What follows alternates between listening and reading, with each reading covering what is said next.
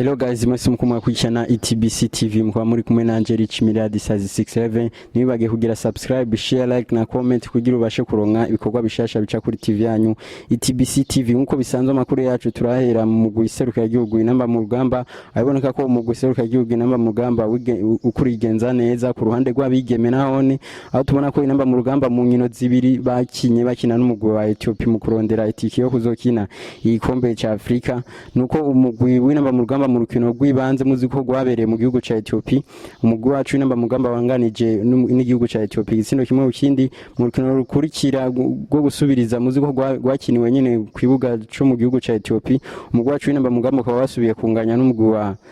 Ethiopia igitsino kimwe mu kindi kiba aggregate y'ibisindo 2-2. Nuko rero iyo migwi yose yaciye yifashisha za penalty kugira bashe kubonekamo umugwi umwe uzobandanya. Nuko umugwi wa Ethiopia muri penalty 5 watsinze penalty 3, umugwi wacu inamba mu rugamba muri penalty 5 uzisinda zose. Nuko umugwi inamba mu rugamba urasezereye umugwi wa Ethiopia ucuronka urusha wo kubandanya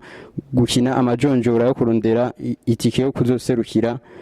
igihugu cacu mu gikombe ca Afrika ca kane mu 2024 kizokinwa mu gihugu ca Maroc. Nuko rero mu round ikurikira nuko umugwi wacu w'inamba mu rugamba uzohura n'umugwi uzotsinda hagati y'umugwi wa Uganda hamwe n'umugwi wa Algeria. Ndabibutsa ko ku rutonde rwa FIFA Uburundi buri mu kibanza c'175 mu gihe igihugu ca Ethiopia kiri mu kibanza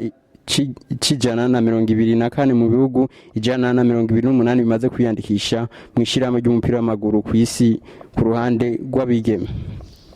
Tubandanije n'amakuru ariko aravugwa ku butaka bwacu bw'igihugu cy'u Burundi, nuko tugiye muri Seno Comité National Olympique tukaraba umukuru asanzwe arongoye iryo shirahamwe ari we Lydia Sekera yatanze akaganuke ku mugwi wa Vitalo FC. Umukuru wa Seno Comité National Olympique yatanze ingabire gizwe n'ibirato byo gukinisha 18 hamwe n'imipira yo gukina 6. Sekera yatanze ako kaganuke nk'umukunzi wa Vitalo. Muzi ko umugwi wa Vitalo ari umugwi ukurigenza neza mwiri igana rya Primus League y'ibihumbi 2023 rishira 2024. Nkagira ko ndabibutsa n'urutonde rw'imigwi ukugendera kurikirana muri Primus League kundu yabo igira 6. Nuko tubona umugwi wa Vitalo mu nkino 5 maze gukina ufata ikibanza ca mbere n'amanota agera kuri 15, umugwi wa Message Ngozi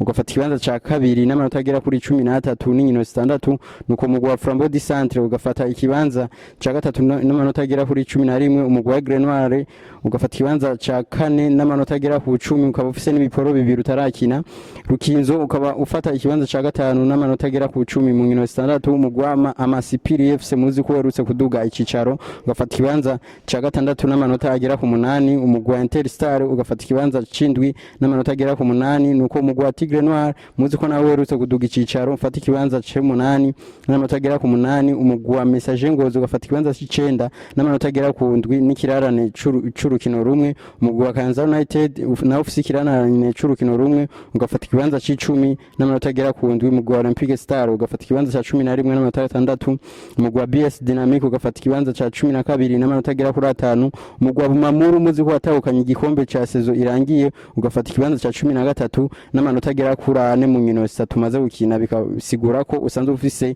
ibirarane bitatu by'inkino batarakina. Ni ku mugwi wa Moso Sugar muzi ko werutse kuduga icicaro ugafata ikibanza ca 14 n'amanota agera kuri 3, ukaba ufise urukino rumwe rw'ikirarane. Umugwi wa Tel Aviv FC ugafata ikibanza ca 15 n'amanota agera kuri 3. Nuko umugwi wa nyuma ari wo Magara Young Boys ugafata ikibanza ca 16 n'amanota agera ku busa, ukaba uheranye ibitsindo 7, ukaba umaze gutsindwa ibitsindo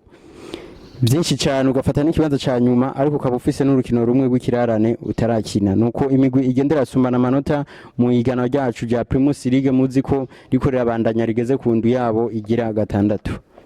Tubandanije n'amakuru ariko aravugwa mu Burundi tugaca muri VBL basketball. Nuko adegekanyijwe urukino ruzoba ku munsi wa gatandatu igenekezo rya 30 z'ukwezi kw'icenda ruzohuza umugwi wa Dinamo uzokina n'umugwi wa Best of VBL, ari wo mugwi wagiye uratororokanywa ugizwe n'abakinyi bagiye barigenza neza ku ruhande rwa VBL. Umugwi ukaba witwa Select Team igizwe n'abakinyi beza baranze VBL 2020 ishire 2023. nuko urwo rukino ruzokinirwa ku kibuga ca Parquet ruzohuza uwo mugwi wa Team Select team uzohura n'umugwi wa Dinamo. Muzi ko Dinamo ari wo mugwi watahukanye iganwa ry'ibihumbi 2023 rya VBL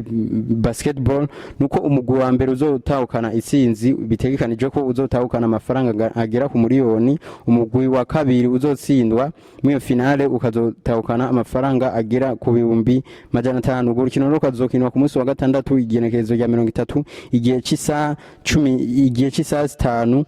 ku kibuga cha departement. Ndabibutsa ko amahera yo kwinjira ari 5,000, 10,000 n'ibihumbi 20 kugira ubashe kuraba urwo rukino ruzohuza umugwi wa Dinamo FC wa Dinamo uzohura n'umugwi wa Select team. Tugiye ku mugabane wa Burayi tugaca mu igano rya La Liga, nuko tubona ko ryagarutse mu ndwi hagati ku ndwi yabo igira indwi, nuko turavye ku rukino rwabaye ku munsi w'ejo w'umugwi wa Mallorca wakiriye umugwi wa FC Barcelona. Urwo rukino twabonye urukino rutari rworoshe ku mpande zose, nuko urukino rwatanguye tubona ko imigwi yose ikirasatira, nuko umugwi wa Mallorca ku munota wa 8 gusa wicishije ku mukinyi Muric waronse igisindo ca mbere ku munota wa 8, nuko umukinyi Rafinha wo ku ruhande rw'umugwi wa FC Barcelona aza kugombora ku munota wa 41, umukinyi Abdo mu minota indwi bari bongeye mu gice ca mbere, nuko aronka igisindo ca kabiri ku ruhande rw'umugwi wa Mallorca, nuko imigwi yose igena kuruhuka inganya ibitsindo umugwi wa Mallorca ufise itsinzi ku bitsindo bigera kuri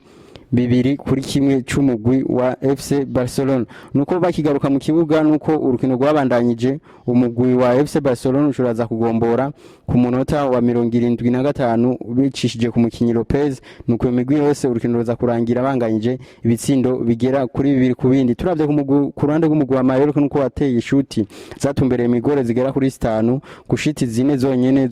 ku ruhande rw'umugwi wa FC Barcelona, nuko imigwi yose tubona ko yagira satira umugwi wa Mallorca kuronka corner zigera ku ndwi kuri corner zibiri z'umugwi wa FC Barcelona, nuko tubona ko mu kuguma umupira nuko umugwi wa FC Barcelona wari imbere ku bice bigera kuri 70 kwijana. Tuba turindire rero ndi rukino ruzawukinwa kuno munsi, aho tubona ko umugwi wa Real Madrid uza kwakira umugwi wa Las Palmas. Inyuma yaho umugwi wa Real Madrid utakaje urukino muri Derby Madrid utsinzwe n'umugwi wa Atletico Madrid ibisindo bigera kuri 3-1, nuko tubona ko kuno munsi umugwi wa Real Madrid ku kibuga Santiago Bernabeu uza kwakira umugwi wa Las Palmas. Nuko ndabibutse ko umugwi wa FC Barcelona gifata ikibanza ca mbere n'amanota agera kuri 17 mu nkino indwi bamaze gukina, umugwi wa Girona ugafata ikibanza ca kabiri n'amanota agera kuri 16 mu nkino 6 bamaze gukina, nuko umugwi wa Real Madrid ufata ikibanza ca gatatu n'amanota agera kuri 15 ukaba ufise n'ikirarane kimwe utarakina. Nuko biboneka ko umugwi wa Real Madrid niho bashaka gutsinda urukino baza guhura n'umugwi wa Las Palmas kuno munsi, nuko za kurara mu kibanza ca mbere n'amanota agera kuri 18, nuko umugwi wa FC Barcelona ugakoroka ugafata ikibanza kigira kabiri. Nuko imigwi yifashe ku ruhande rw'igana rya La Liga. Mu kanya tugaca mu Bwongereza aho tubona ko igana rya FA Cup ryagarutse ku yindi curo. Tubananije mu igana rya FA Cup risanzwe rikinwa mu gihugu c'Ubwongereza aho ryagarutse kuri round yabo gira gatatu, ngo tubona ku munsi w'ejo wagiye araba inkino zitandukanye, aho tubona ko umugwi wa Salford waje gutsindwa n'umugwi wa Burnley ibisindo bigera kuri 4-0, umugwi wa Manchester United uronka itsinzi utsinze umugwi wa Crystal Palace ibisindo bigera kuri 3-0. Tugiye turaraba ku nkino zizawukina kuno munsi, tugiye turaraba imigwi imwe ikomeye iza guhura, nuko tubona umugwi wa Aston Villa uza kwakira umugwi wa Everton, tukabona umugwi wa Bournemouth uza kwakira umugwi wa Stoke City, umugwi wa Brentford ukaza kwakira umugwi wa Arsenal, hama umugwi wa Chelsea muzi ko utari kurigenza neza mu igana rya Premier League ukaza kwakira umugwi wa De Zerbi ariwo Brighton. Hama tukabona umugwi wa Fulham uza kwakira umugwi wa Norwich City, tukabona ko hariho n'urukino rutazoba rworoshe ruza guhuza umugwi wa Liverpool wakira umugwi wa Manchester City, ngayibuza rero n'urukino ruza guhuza umugwi wa Newcastle United muzi ko usanzwe ukina muri Premier League uza guhura n'undi mugwi mu Premier League ariwo Manchester City. Ngo urukino rukaza gukinwa igihe cy'isaha 3, biboneka ko urukino rutazoba rworoshe ruza guhuza iyo migwi muri round igira gatatu y'igikombe ca FA Cup cyo mu Bwongereza. Tubandanyije mu iganwa rya Serie A nubwo biboneka ko ryagarutse mu ndwi hagati nabo bariko barakina indwi igira gatandatu, nubwo tubona ko ku munsi w'ejo umugwi wa Juventus Ture waje gutsinda umugwi wa Lecce igitsindo kigira kuri kimwe ku busa, urukino rutari rworoshe cyane aho umugwi wa Juventus wakinye ukinisha inguvu nyinshi aho mukinye Miliki ku munota wa 57 ari we yaje kuronka igitsindo ku ruhande rw'umugwi wa Juventus, aho tubona ko ku mugwi wa Lecce batanye ikarata itukura ku munota ugira 93 biciye ku mukinyi Kaba, nuko urukino ruza kurangira umugwi wa Juventus utahukanye itsinzi y'igitsindo kigira kuri kimwe ku busa bw'umugwi wa Empoli. Nuko tubandavye inkino zawukina kuno munsi nuko umugwi wa Cagliari uza kwakira umugwi wa Semila, umugwi wa Empoli kwakira umugwi wa Salernitana, Verona kwakira Atalanta, Inter de Milan ukaza kwakira umugwi wa Sassuolo, umugwi wa Lazio Roma ukaza kwakira umugwi wa Torino, nuko umugwi wa Napoli ukaza kwakira umugwi wa Udinese. Nuko tubona ko uko imigwi igendera sumbana mu igana rya Serie A nuko umugwi wa Inter de Milan ugifata ikibanza ca mbere mu nkino zitanu maze gukina n'amatagera kuri 15, nuko umugwi wa Juventus mu nkino zitanu tumaze gukina ugafata ikibanza ca kabiri n'amatagera kuri 13, umugwi wa AC Milan ugafata ikibanza ca gatatu mu nkino zitanu n'amatagera kuri 12, umugwi wa Lecce mu nkino zitandatu ugafata ikibanza ca kane n'amanota agera kuri 11, aho tubona ko imigwi itari kirigenza neza mu igana rya Serie A ari umugwi wa Udinese ufata ikibanza ca 18, umugwi wa Cagliari ugafata ikibanza ca 19, nuko umugwi wa Empoli ugarangiza ufata ikibanza ca 20 mu iganwa rya Serie A. Tubandanyije n'igana rya Ligue 1 nuko biboneka ko naryo riko rirabandanya mu ndwi hagati, abo babiboneka ko bageze ku ndwi yabo igira indwi, nuko ku munsi w'ejo umugwi wa Lille waje gutsindwa n'umugwi wa Lens ibitsindo bigera kuri 2-1, aho tubona ko inkino zizagukinwa kuno munsi umugwi wa Strasbourg uza kwakira umugwi wa Lens, aho tubona ko ku munsi w'ejo igenekerezo ya 30 nuko umugwi wa Clermont Foot uzo kwakira umugwi wa Paris Saint-Germain, nuko umugwi wa Monaco mu rukino rutazoba goroshe cyane, urukino ruzoba rugoye, umugwi wa Monaco uzo kwakira umugwi wa Olympique Marseille, nuko tubona ko umugwi wa Brest ari uza gufata ikibanza ca mbere mu igana rya Ligue 1 kuratangaza abantu benshi mu nkino 6 ufise amanota agera kuri 13, umugwi wa Nice ugafata ikibanza ca kabiri n'amanota agera kuri 12, umugwi wa Paris Saint-Germain ugafata ikibanza ca gatatu n'amanota agera kuri 11, nuko umugwi wa Monaco ugafata ikibanza ca kane n'amanota agera kuri 11, aho tubona ko imigwi itari kirigenza neza mu igana rya Ligue 1, tubona umugwi wa Lyon n'umugwi wa Clermont Foot ariyo migwi ari hanyuma iri muri Ligue 1 imarira munsi biboneka ko nayo itari kirigenza neza mwiriganwa ariko rirakinwa g'2023 rishira 2024. Tubandanyije n'andi makuru ariko aravugwa mu mugwi itandukanye, tugahera mu mugwi wa Real Madrid nuko inkuru ibabaje ikirababaza abantu nuko umukinyi Arda Güler inyuma yo kumara indwi zigera kuri 6 ari hanze y'ikibuga ataboneka mu kibuga, nuko inyuma yo kugaruka akagira imyimenyerezo ari kumwe n'umugwi mukuru, nuko bivugwa ko yagize imvune,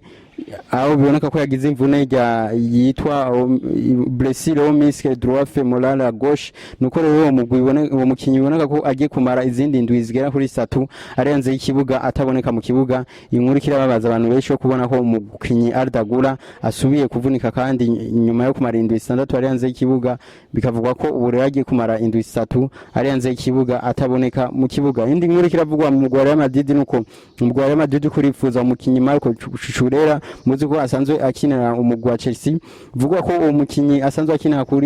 ruhande rwa lateral gauche, umukinyi mu Espanyol rero muzi ko yaciye kandi yiga ivy'umupira w'amaguru mu mugwi wa FC Barcelona, bivugwa ko ashobora kwiyunga n'umugwi wa Real Madrid mu kwezi kwa mbere kwiriganwa rigiye kuza. Tubandanyije kandi nuko mu mugwi wa Real Madrid ko baravuga ko umumenyereza Xabi Alonso muzi ko asanzwe amenyereza umugwi wa Bayern Leverkusen wo mu gihugu c'Ubudagi, ari mumenyereza yashimwe na direction y'umugwi wa Real Madrid ko ari we mumenyereza azomenyereza uwo mugwi. Inyuma yaho Carlo Ancelotti bisanzwe bizwi ko amasezerano yiwe azohera mu 2024, bikavuga ko rero uwo mukinyi yaciye umugwi wa Real Madrid ndetse akanahobera na kapitene ari Xabi Alonso azoca aza gufata umugwi wa Real Madrid akazomenyereza guhera muri saison y'2024 ishira 2025.